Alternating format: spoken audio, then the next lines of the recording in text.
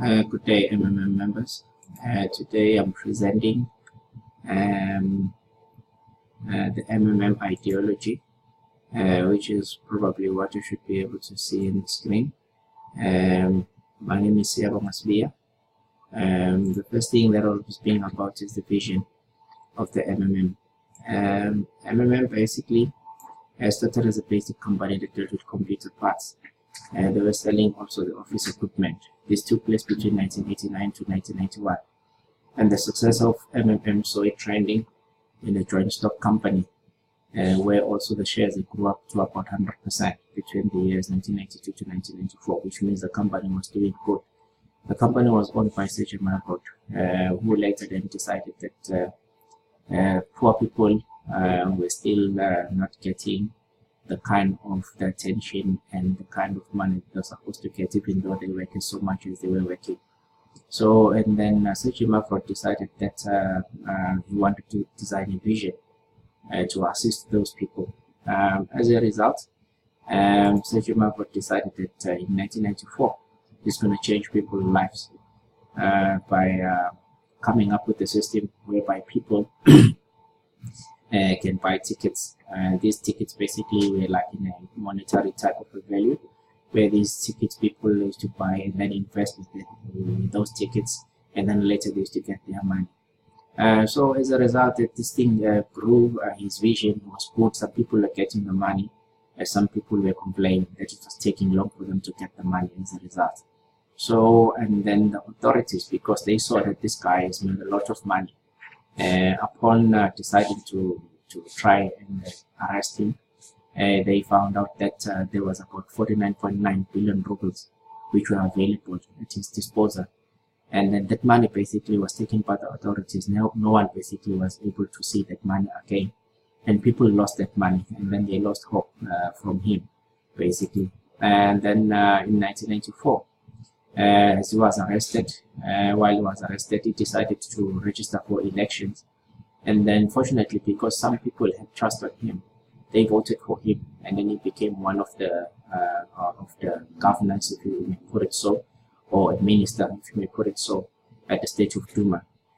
Probably that was a way in which he wanted to show people that he can get in any place. It doesn't matter where, but basically it is.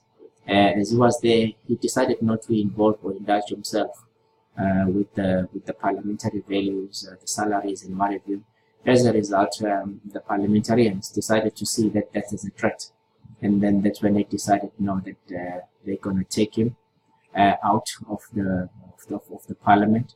And then once he was taken out of the parliament as a minister, then the Interpol and the Russian International decided to put him on the wanted list, and that's when basically things became worse for him. Later, between the years 1998 to 2000, he decided to design a system which was called stock generation. This basically drew people from United States, Australia, UK, United Kingdom, all the other countries, all the other 50 countries you may ever think of.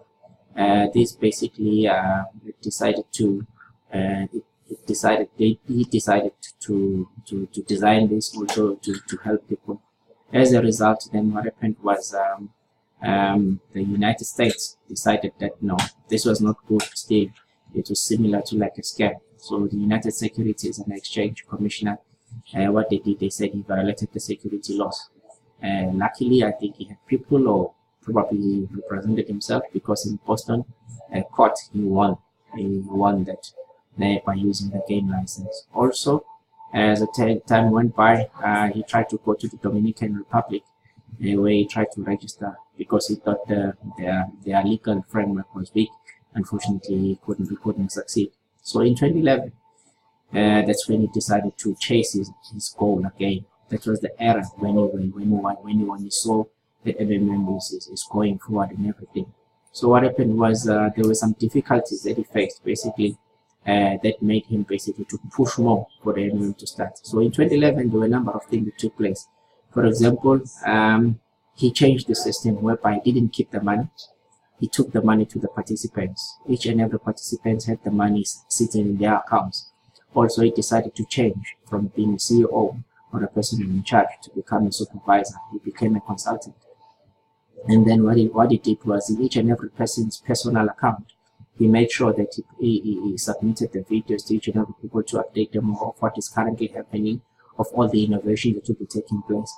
Also, the system was working on a normal mode, which means everyone had the ability to go online, as like we're doing nowadays, and have their personal office, and they could get paid. So also as a result, this made to have more people, where more people, as a result, from the number that grew, the people ended up having managers. There were 10 managers if you've registered 10 people or more. As a result, from those 10 managers, it grew up. When you've registered 100 people, you become 100 manager. If you registered more than 100, you become 1,000 manager, and so on and so on and so on forth like that. So then this MMM 2011 ended up into an area where it was going to bite the dust, which means what it was going to fall. So there were certain things basically that took place. Like, for example, it was a huge success at first, but the neighboring countries to Russia didn't like it, for example. So they decided to arrest Sergei Mavrot again, and then people started panicking. When the people started panicking, then the people started taking out their money. But then the leader structures, they are the ones also that caused the panicking, because they started withdrawing all the money. They took all their 10%. And then as the time went by, what happened was people couldn't get their money as they were supposed to, because the managers were only giving monies to those people that were relative to them. Some of them were running away the money. As a result, some people started like chasing those people, the managers, trying to find out their money. But then as the end of 2011, MMM was restarted. So when it was restarted, which means everything that took place in 2011 fell down there to start again in 2012. So in 2012, it was the beginning of a new era. And then that's when MMM was announced that it would be now a worldwide mutual fund, which means it was not a business interest, it was not an investment, it was a mutual fund, which means it was working by people exchanging money and helping each other. That's when they introduced this concept of providing help and getting help. Providing help was when you want to contribute the money to the system. Getting help was when you wanted to take out the money from the system. But also there were challenges, because they wanted to do advertisement. The advertisement, they couldn't do them because it was too costly. So that is when they decided to do other form of advertising through us as participants, when we are indulging ourselves in promoting MMM using the social medias and what have you. In 2013, then Sergei Mavrot decided to put what is called an experimental phase, whereby the system was still being experimented.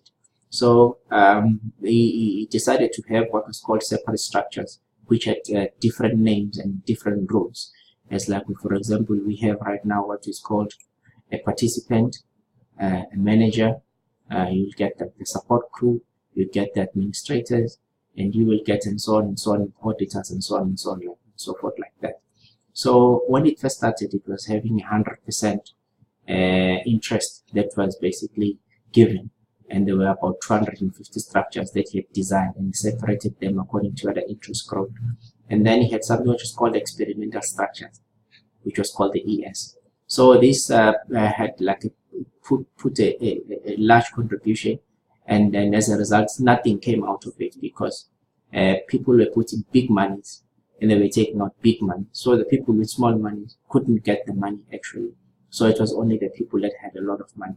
So then he decided to change this and call it an etalon of stability.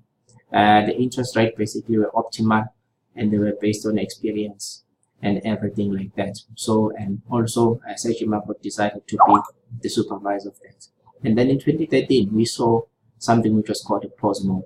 It was not a restart, it was a pause mode, which was like frozen, like as we have this 2 months freezing period that we have currently, which is promotional. What does it mean? It meant basically that during that time, the system could just wait, and where people will wait until a particular period has elapsed, and then they will get their money. And then in 16 August 2014, we saw that there was a special restart, which was once again introduced, even though it was promised, there was a promise that there will be no restart after that. And then there was a panic. A lot of people basically decided to panic, but luckily, because of the leaders that were there, that were put by Sergeant Mavro, they managed to stabilize the people, the masses that basically put in the money. And then we saw the MMM Global coming out. It was this MMM Global gave people the confidence that there's something called a Bitcoin, something new, and it was working in dollars, and everything that was there, it made people to have the idea that everything is going well. So the participants were coming from different countries, and everyone was happy that MMM is growing.